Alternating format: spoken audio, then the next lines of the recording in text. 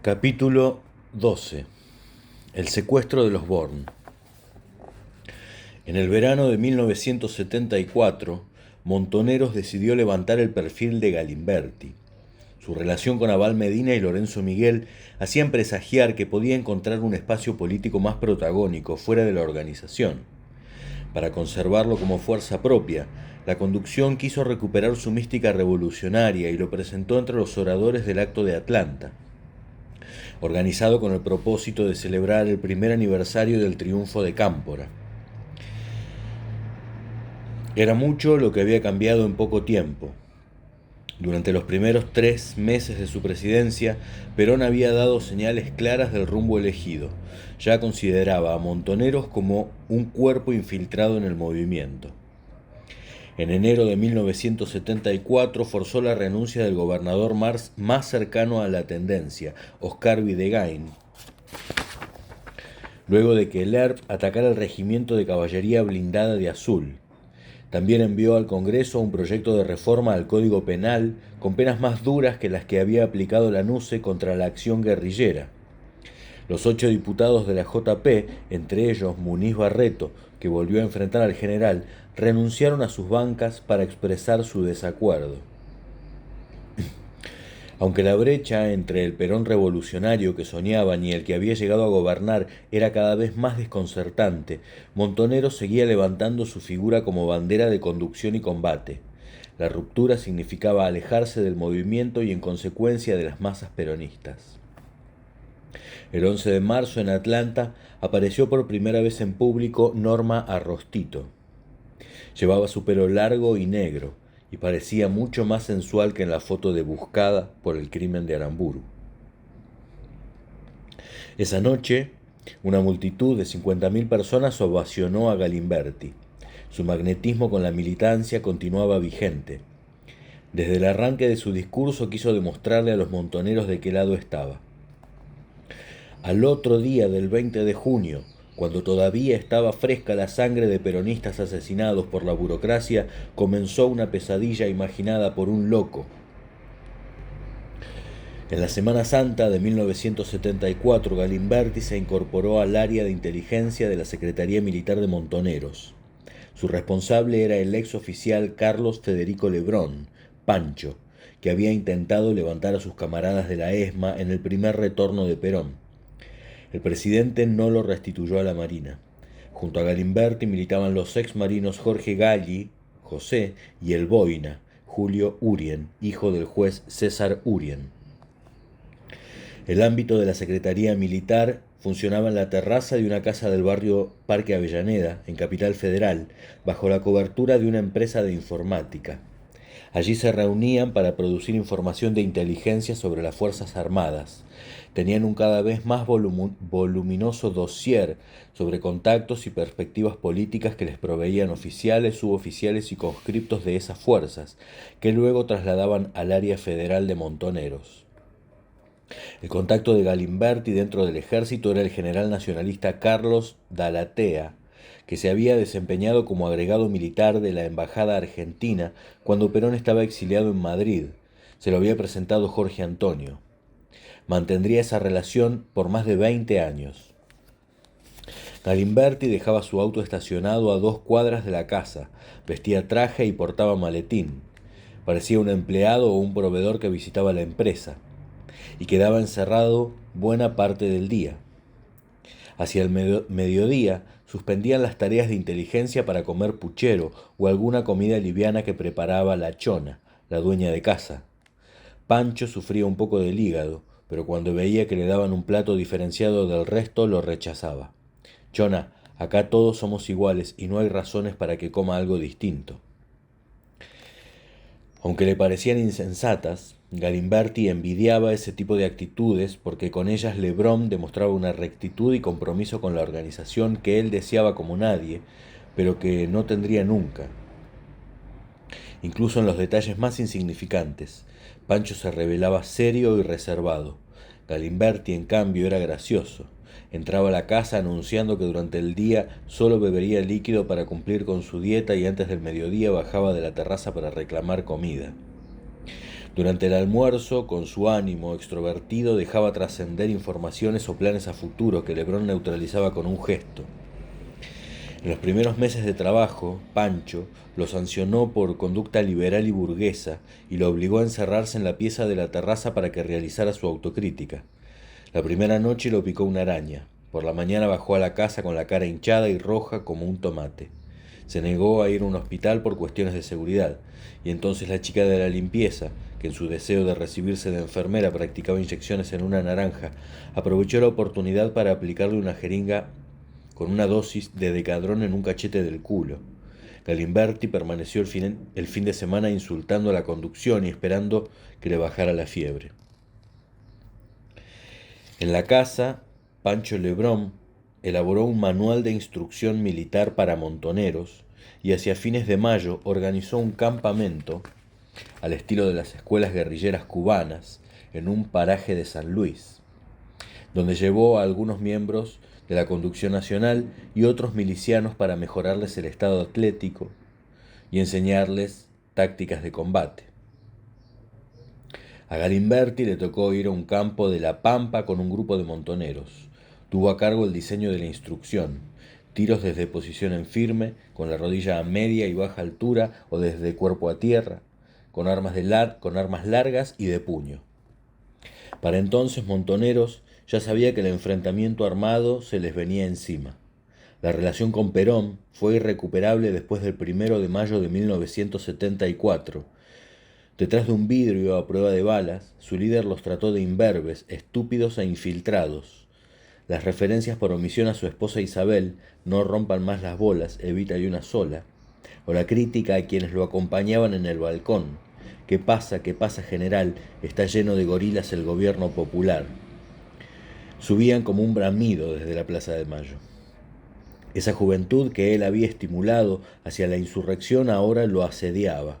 En su discurso, por encima del murmullo, Perón apoyó a esos dirigentes sabios y prudentes que han mantenido su fuerza orgánica y han visto caer a sus dirigentes asesinados sin que todavía haya tronado el escarmiento. Y de inmediato Montoneros golpeaba sobre sus heridas. Rucci, traidor, saludos a Bandor. En el otro costado de la plaza, las huestes sindicales respondían: duro, duro, duro, la patria socialista se la meten en el culo. El ambiente era cada vez más tenso. De golpe, después de las descalificaciones de Perón, y sin que mediara orden de sus responsables, los montoneros empezaron a marcharse de la plaza. La alianza con Perón se había roto. Entonces Galimberti empezaba a alternar su trabajo en la Secretaría Militar con el encuadramiento en la Columna Norte. El responsable en 1974 era Pancho Rivas, el ex camarógrafo que acompañó al periodista Sergio Villarruel y luego afianzó su militancia en la FARC. La zona norte era un cordón industrial de astilleros, frigoríficos, laboratorios, metalúrgicas y constructoras. Cada fábrica podía ocupar hasta 1.500 trabajadores. Solo la UOM de Norte tenía 18.000 obreros sindicalizados. En la zona se había forjado una generación de sindicalistas jóvenes, más ligados al clasismo de René Salamanca que a los peronistas de la Resistencia. La expresión de Montoneros era la JTP, que dominaba muchas comisiones internas de fábricas, pero que no podía acceder a la dirección de los sindicatos, ocupada por la burocracia que tenía su base política en los municipios. Su poder lo custodiaban fuerzas de choque compuestas de guardaespaldas y matones rentados. Montoneros también estaba asentado en los barrios pobres y las villas del norte. Luchaban por reivindicaciones prácticas, el pedido de un semáforo o la construcción de un aula para apoyo escolar. Para el Día del Niño organizaban carreras de sortijas y kermeses en villas de La Cava, El Sauce y la Uruguay. También ayudaban a las prostitutas a nuclearse en un sindicato. Se relacionaban con la colonia de paraguayos y bolivianos y buscaban incorporar a los delincuentes comunes a la militancia. La simpatía por Montoneros cruzaba las clases sociales. Muchos hijos de la burguesía industrial que vivían en el incipiente barrio La Horqueta ofrecían sus casas para reuniones y empezaban a despreciar a sus padres por sus costumbres burguesas. La JP promovía la creación de centros culturales en las playas de Vicente López y San Isidro con la dirección de milicianos voluntarios y el Frente de Villas. A veces la misma catedral de San Isidro funcionaba como ámbito de militancia. Los jóvenes se inscribían en los cursos prematrimoniales y luego utilizaban ese espacio para las discusiones políticas. En varias ocasiones, Monseñor Justo Laguna, un poco reticente a las reuniones tumultuosas, los instó a que buscaran otro sitio. Una generación de curas de 30 a 40 años acompañaba a sus feligreses en las reivindicaciones sociales. Muchos seminaristas se integraron a la izquierda revolucionaria. El cura Jorge Adur, aquel guía espiritual de Luis Spinetta del Instituto San Román, daba refugio a militantes montoneros clandestinos en la parroquia de la calle Paraná. Más tarde se convertiría en el capellán de la conducción montonera. El primer asentamiento de Galimberti fue la Unidad Básica de Combate, de San Martín, que era la expresión de la resistencia peronista de Columna Norte. Era el territorio de la familia Lizazo. Pedro, el padre, fue intendente en 1947. Su hijo Carlos murió fusilado en los basurales de José León Suárez en 1956. Del mismo destino se salvó el menor, el gordo Miguel Lizazo, que tenía 16 años y continuó su militancia en el peronismo junto a su hermano, el nono Jorge. La coordinadora de la unidad se reunía en un local en la calle Mitre y Malaver en Munro. A fines de los años 60 había funcionado como burdel, pero cuando su dueño fue enviado a la cárcel cedió el local a la JP para combatir a la NUCE. Una pieza del fondo de la inmobiliaria de Teodoro Barbieri sobre la avenida Maipú, en Florida, también servía como reunión de ámbito. Galimberti no hacía trabajo de base en San Martín. Participaba en el diseño y desarrollo de las estructuras de funcionamiento, en especial el área de logística e inteligencia. Creía que la información sobre los enemigos era imprescindible para delinear las estrategias de cada unidad de combate. Su actividad seguía siendo clandestina. Si aparecía por algún barrio decía llamarse Alejandro Fleming. En realidad toda su fuerza se expresaba en los plenarios. Su figura era el recuerdo de la gloriosa JP de 1972. En sus exposiciones, los militantes admiraban la lucidez para analizar la dinámica de los conflictos en el territorio y caracterizar la etapa política. Galimberti reconocía que alrededor de Perón había dos proyectos y que el viejo había venido a refundar la comunidad organizada y no el socialismo nacional, pero todavía confiaba en la continuidad de la alianza de Montoneros con sectores de la burguesía y decía que los empresarios nacionales que tenían sus intereses atados a la suerte del país querían que el consumo popular ampliara el mercado interno. Galimberti se sentía a gusto con los históricos del peronismo. A veces se sonreía cuando el gordo Sánchez, un cuadro casi silvestre del movimiento villero peronista, en medio de los debates, alzaba las piernas hacia el escritorio, se quitaba los zapatos y empezaba a cortarse las uñas de los pies con las manos. A los chicos y chicas de Vicente López y San Isidro que militaban en San Martín, ese tipo de actitudes les impresionaba mal. Galimberti les explicaba que esos gestos representaban la historia profunda del peronismo, como lo fueron las patas sobre la fuente en la Plaza de Mayo el 17 de octubre de 1945. Con algunos militantes más jóvenes que él, en pocos meses, Galimberti armó una red de apoyo con distintos grados de complicidades, su banda horizontal. A pesar de que siempre funcionaría dentro de las estructuras de Montoneros, en tiempos de fuego cruzado contra la burocracia sindical o durante la dictadura militar, actuaba por la libre y con políticas y operaciones que nacían de sus propias evaluaciones y necesidades, fuera de la estructura oficial. En esa época, uno de los mejores aliados de Galimberti era Tomás Carlos Goldenberg, de la Unidad Básica de Combate de General Sarmiento. Era hijo de un reconocido psiquiatra. En su adolescencia, mientras hacía saltos de equitación en clubes hípicos y jugaba al rugby, Tomás empezó a militar en la FARC. Su cuñado era Carlos Olmedo. A los 23 años ya cargaba con un completo bagaje guerrillero. Había participado de los atentados a los Minimax en 1969 y de la toma de Garín en 1970. Y en 1972 realizó el apoyo externo en la fuga de Rawson y trasladó las cúpulas guerrilleras al aeropuerto de Trelew. Como en determinado momento se encontró él mismo dentro del avión, viajó a Cuba, aunque no estaba previsto en el plan de fuga. Otro de sus aliados era Sergio Paz Berlín, Oaki, hijo del dueño de Odol. Oaki tenía 22 años. A los 20 lo habían detenido por tenencia de armas. Militaba en la FARC, estuvo preso en el buque cárcel Granaderos y salió en libertad por la amnistía de mayo de 1973. La primera mujer que compuso la banda de Galimberti fue Inés Graciela Iturraspe, una rubia de 23 años que trabajaba en el ACA y estudiaba relaciones públicas en la UADE mientras militaba en Descamisados. Se había casado con Jorge Tayana, el hijo del ministro de Educación. También Sergio Puigros, Federico, tenía buena información de gobierno porque era el hijo de Rodolfo Puigros, el rector de la UBA. Federico era considerado un cerebro político, pero sufría de neumotórax y a menudo el reposo lo alejaba de la militancia.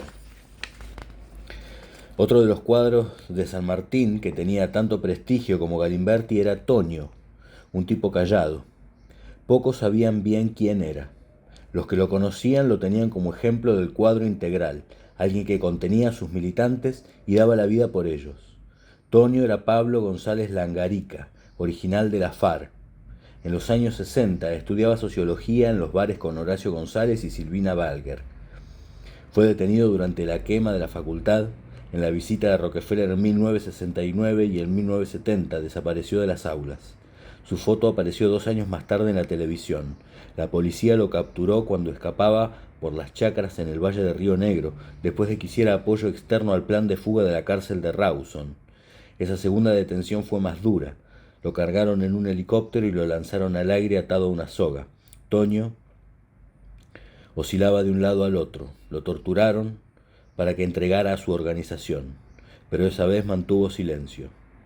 Quedó preso en Rawson junto a Josecito Lewinger, que se sentía culpable del fracaso parcial de la fuga, y salió amnistiado por Cámpora en 1973.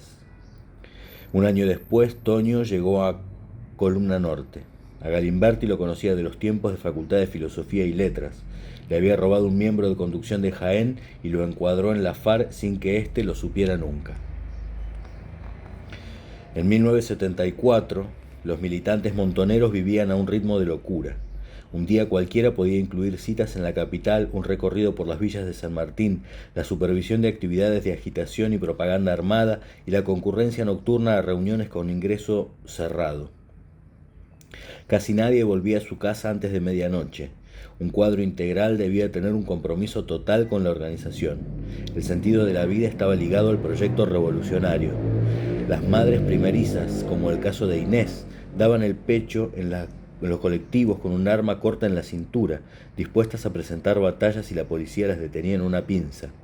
Los hijos de los militantes clandestinos recordaban de memoria la historia falsa de sus padres. Los perdían de vista durante 1 o 3 meses hasta que volvía alguien que les avisaba que habían muerto y escuchaban un relato áspero, tierno y siempre heroico de sus vidas.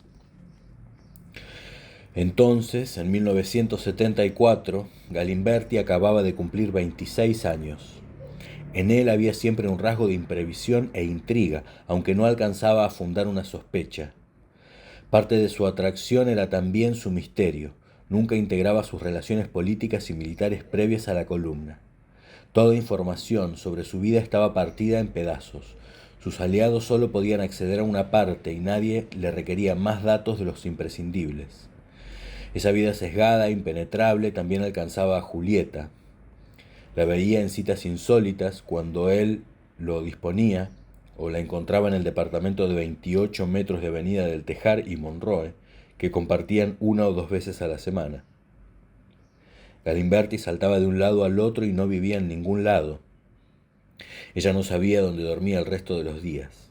Eran las reglas de la clandestinidad, una coartada que le permitía hacer lo que quisiera y contar solo lo que consideraba necesario. Si bien sus desapariciones momentáneas de las 2 estructuras donde actuaba eran frecuentes y después las justificaba con gracia, hubo una tarde lluviosa en que su asistencia era obligada.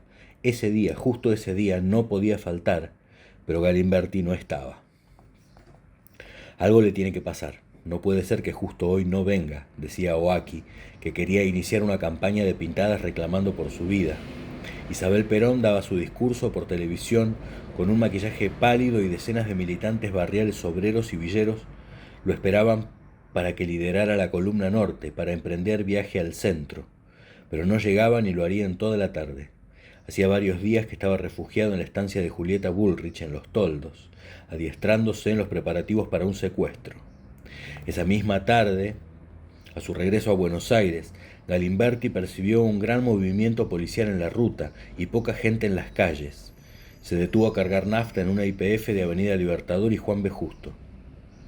¿Qué pasa que la calle está tan vacía?, le preguntó al empleado de la estación de servicio. ¿Usted vive en la luna, compañero? ¿Por qué? Hoy murió el general. Ese 1 de julio de 1974, miles de peregrinos llegaron desde cualquier lugar del país a llorarlo en silencio. En su último y casi agónico discurso del 12 de junio, Perón dejaba al pueblo como único heredero y a Isabel López Rega y la AAA en el control del gobierno. Ante el féretro del líder en el Congreso, la conducción montonera rindió homenaje con los rostros ensombrecidos. Era el único factor de unidad que podía evitar o demorar el enfrentamiento entre la izquierda y la derecha del movimiento. Su muerte era el anuncio de otras muertes que sobrevendrían. Cuando sumió Isabel, los conflictos en Columna Norte se agudizaron. Los delegados de las comisiones internas empezaron a morir asesinados por matones de la burocracia sindical y bandas parapoliciales. El mismo Galimberti salía a responder con su grupo de milicianos. Ametrallaban locales de los sindicatos enemigos en operaciones relámpagos o reducían policías para robar sus armas y mejorar el nivel militar de sus subordinados. Una vez con Tomás, se parapetaron en el puente de Ugarte y Panamericana y empezaron a disparar a las confiterías de enfrente porque había una reunión de sindicalistas. 12 años después, en un encuentro con el represor de la ESMA, Jorge Radiche, se levantaría de la mesa para buscar los agujeros de aquellas balas. Y estaban. A partir del segundo semestre de 1974, la vida se hizo más agobiante. Para la militancia y las armas de combate se fueron perfeccionando. Ya había pasado el tiempo en que los aspirantes montoneros ingresaban a la lucha armada con unas pintadas de escruche a la casa de los gerentes que despedían delegados de fábrica. El método de persuasión era ahora el ametrallamiento de su vivienda, pero todavía los militantes aprendían a robar autos, bajando con las manos la ventanilla y enganchando con un alambre el seguro de la puerta. El escruche era un recurso útil y autónomo que el nono Lizazo recomendaba cuando debían escapar de algún peligro. Lo había aprendido de los delincuentes comunes. Si en cambio necesitaban reducir un conductor para conseguir su auto, los militantes tomaban mayores recaudos. Llegaban de a 4 con un coche de apoyo. El acompañante del conductor bajaba y apuntaba a la víctima a distancias, con un arma larga, y mientras sus dos compañeros del asiento de atrás corrían a encañonarlo y partían con su auto. Luego le cambiaban las patentes y los guardaban hasta el momento de usarlo en un operativo. La noche del 31 de julio, casi a un mes de la muerte de Perón, la AAA mató a Rodolfo Ortega Peña cuando bajaba de un taxi en el centro. 3 hombres con las caras cubiertas por medias de nylon lo pusieron de rodillas y le dispararon. A su mujer, Elena Villagra, una bala le rozó la mejilla. Un minuto después pasó Bobby Roth por el lugar. Pensó que era un accidente hasta que vio al diputado tendido en el asfalto. 2 años atrás le había salvado la vida. Nosotros tenemos diferencias ideológicas, pero hay cosas que son intolerables, le dijo entonces en su estudio. Hoy, en el despacho del jefe de policía, escuché casualmente que esta noche habrá un operativo para matar a vos y a Duhalde. El operativo se efectuó, pero los abogados se salvaron por esa advertencia. Ahora Ortega Peña estaba muerto. Su cuerpo fue llevado a la comisaría 15. Un grupo de amigos se acercó a la seccional. Estaban apesadumbrados, observando el cadáver cuando a la medianoche, con una sonrisa franca, apareció el comisario Alberto Villar, designado por Perón en la jefatura de Policía Federal. Muniz Barreto se le acercó y le dijo en la cara: «No te rías tanto, hijo de puta, que la próxima boleta es la tuya». No mentía. En agosto, Galimberti fue vuelto a rescatar por la conducción y lo colocó como director de la causa peronista, luego de que Isabel Perón prohibiera el descamisado y el peronista. Galimberti tuvo una sensación ambivalente. En un primer momento festejó que Firmenich hubiera intercedido para su reaparición pública. Creía que la revista era el lugar ideal para comunicarse con las masas, como lo había hecho como orador desde las tribunas en 1972, pero se puso furioso cuando supo que no iba a poder escribir siquiera una línea de las editoriales a doble página que se publicaban bajo su firma. Para la conducción nacional, la mención de Galimberti como director era solo una referencia legal para algún trámite en tribunales, pero no interfería de modo alguno en su contenido. Ni siquiera tendría la suerte de Dardo Cabo, que en el descamisado podía preparar los borradores de las editoriales y luego Firmenich o perdía, se los corregían y aprobaban su publicación. En cada uno de los 8 números que se publicaron de la causa peronista, Montonero fue intensificando la ruptura con Isabel y con la verticalidad del movimiento justicialista. Caracterizaban al gobierno de antiperonista, promonopólico y represivo, y lo responsabilizaban de los asesinatos de militantes populares. También contaron las operaciones en que fueron muertos los sindicalistas Augusto Bandor y José Alonso. El 20 de agosto de 1974, la causa peronista se preguntó en tapa: ¿llegó la hora de la guerrilla? En el texto convalidó el ataque del ERP a un regimiento militar en Catamarca, porque este gobierno está creando las condiciones para la violencia, está generando la violencia de abajo, como decía el general Perón. El 3 de septiembre, Montoneros quiso cerrar la revista con la versión del hecho histórico más importante de la organización. Publicaron un detallado relato de Firmenich y Arrostito sobre cómo y por qué mataron a Aramburu, en el que intentaron poner luz sobre algunas sombras todavía no disipadas del crimen. También publicaron la carta del general que lo convalidaba. Antes de que el gobierno de Isabel decidiera su proscripción, como lo había hecho Perón con el ERP casi un año atrás, Montoneros pasó a la clandestinidad. Firmenich lo anunció en una conferencia de prensa. Ya tenía 26 años y se mostraba mucho más consolidado en sus convicciones que al final de su adolescencia, cuando nadie se atrevía a augurarle un destino protagónico en la organización. El jefe Montonero dijo que ingresaban en una etapa de lucha frontal y violenta contra la ofensiva imperialista y oligárquica que copó posiciones en el gobierno. Admitió con fina ironía que en 16 meses de gobierno peronista tuvimos alrededor de 80 muertos y 50 detenidos, más bajas que en la dictadura de la NUCE. Todos ellos habían luchado para que Perón regresara y liderara una revolución. El 6 de septiembre Montoneros pasó a la resistencia activa. Al otro día, sin que fueran consultados, los locales públicos de las organizaciones de masa debieron cerrar. Miles de militantes que recorrían barrios, villas y fábricas en nombre de Montoneros, los llamados perejiles y las caras públicas de la organización, afrontaron nuevas misiones en forma clandestina. Sin embargo, pocos de ellos contaban con una infraestructura para refugiarse. Aquellos que en los últimos 2 años se habían acercado a las organizaciones de superficie para trabajar en cooperativas o planes de autoconstrucción de viviendas ya habían sido identificados por las bandas parapoliciales o las fuerzas de seguridad. La mayoría de los perejiles siguieron durmiendo en sus mismas casas y se convirtieron en blancos fáciles para la represión. Lo mismo sucedió en las facultades. Perón había dejado su manejo en manos de la tendencia, pero cuando Oscar Ivanišević reemplazó a Tayana en el Ministerio de Educación, los comandos ultraderechistas del CNU empezaron a individualizar a los montoneros y a los militantes de izquierda para que la AAA o los parapoliciales se ocuparan de ellos. Al momento de entrar a la clandestinidad, Montonero ya había despilfarrado buena parte de la adhesión de la clase media que en 1972 los alentó a la batalla contra la NUCE y que también acompañó a Cámpora y Perón con su voto. La conducción nacional había perdido márgenes de negociación política con la UCR, la izquierda no peronista y la burguesía nacional. Algunas operaciones, específicamente el crimen del radical Arturo Monroy, ministro del Interior de la NUCE durante los fusilamientos de Trelew, ya no respondían a criterios políticos, sino a la venganza contra los ataques de la AAA. Lo mismo sucedió con la profanación de la tumba de Aramburu en Recoleta, cuyo cuerpo fue secuestrado como reaseguro de la promesa de López Rega de repatriar el cadáver de Eva Perón. Además, ya en 1974, Montoneros tenía bastantes dificultades para mantener su estructura político-militar. Debía afrontar los gastos de los cuadros clandestinos, de los frentes de masas y del diario Noticias. En ese tiempo la organización pagaba un precio muy alto para recaudar dinero.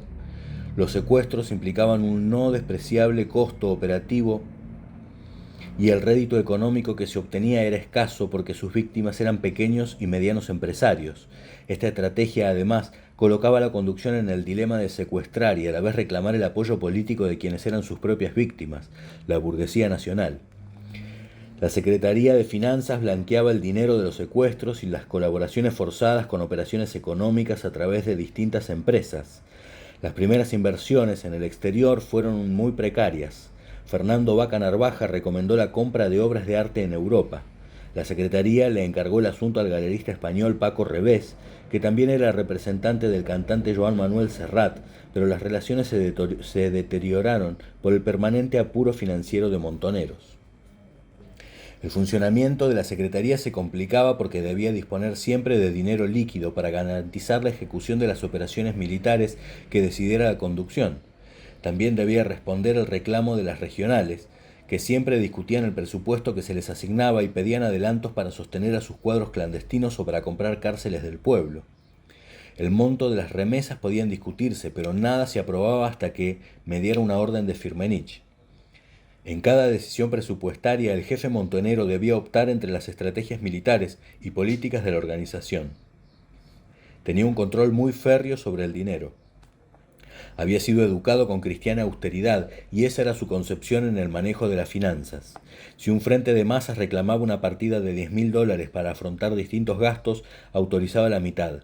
También tenía la facultad de respaldar o vetar el salario de un cuadro clandestino.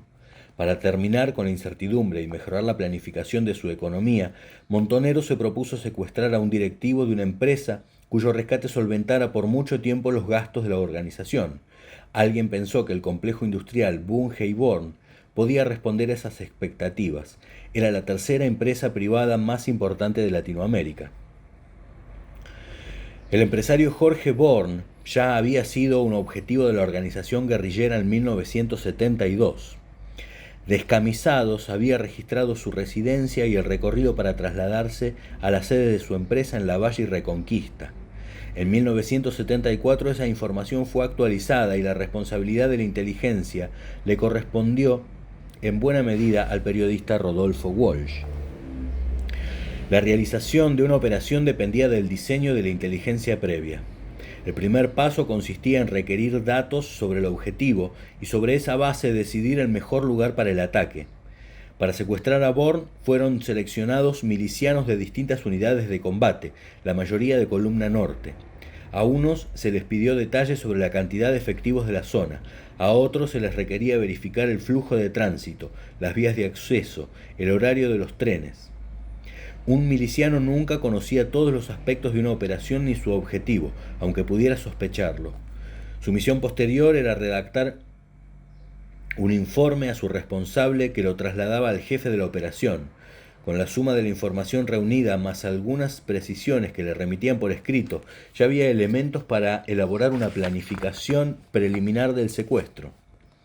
Luego se discutía la factibilidad de la operación, se completaba un trazado alternativo ante las emergencias y comenzaban a seleccionarse los cuadros que iban a formar parte de los pelotones de ataque y de protección. Se especificaban las responsabilidades de cada jefe, la ubicación de la posta sanitaria con el grupo sanguíneo de los participantes, el auto donde se recogerían las armas para la operación y los que facilitarían la retirada. Entre los 5 pelotones con 5 milicianos cada uno y los equipos de tareas accesorias, el secuestro de Born demandó el concurso de 40 personas. La inteligencia tuvo varios riesgos, y uno de ellos se suscitó cuando la custodia del empresario detuvo a un montonero que chequeaba desde su Citroën los movimientos en la residencia de Florencio Varela 672, Bécar.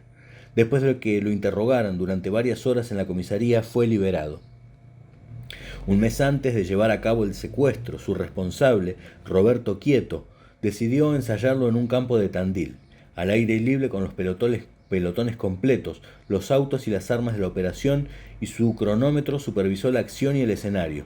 Lo imaginó así: la avenida Libertador iba a ser cortada por un equipo de operarios de Entel, unos minutos antes de que llegaran los autos de Born. Serían obligados a desviarse a la derecha por la calle San Lorenzo.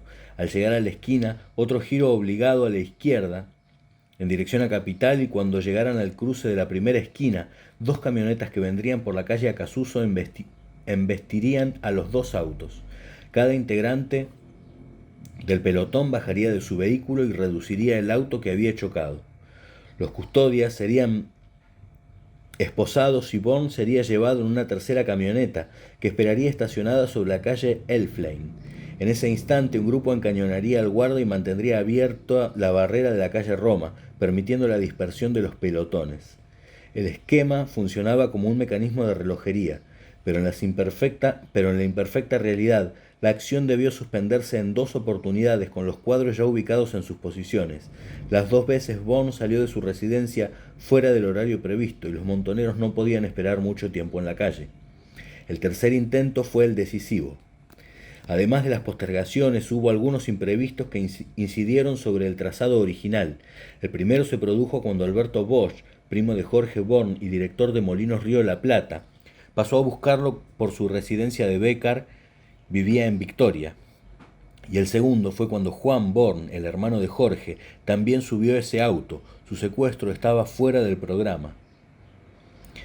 Esa mañana del jueves 19 de septiembre de 1974, el equipo que cortó Libertador colocó un semáforo con dos luces intermitentes que funcionaba con una batería portátil y un miliciano con uniforme de policía parado en la esquina. Un auto que tenía la misión de seguir a los Born desde atrás durante su recorrido por la avenida, en un momento tomó la delantera y pasó frente al equipo montonero apostando en la calle San Lorenzo. Era la señal de que el plan se cumplía correctamente. Entonces colocaron una valla y cortaron el tránsito. El auto de Born respetó la orden de desvío y dobló a la derecha. Era un Ford Falcon Deluxe celeste con doble faro, chapa patente C614832, conducido por Juan Carlos Pérez, chofer de la empresa desde hacía 12 años. A su lado viajaba Bosch y en el asiento trasero los hermanos Born.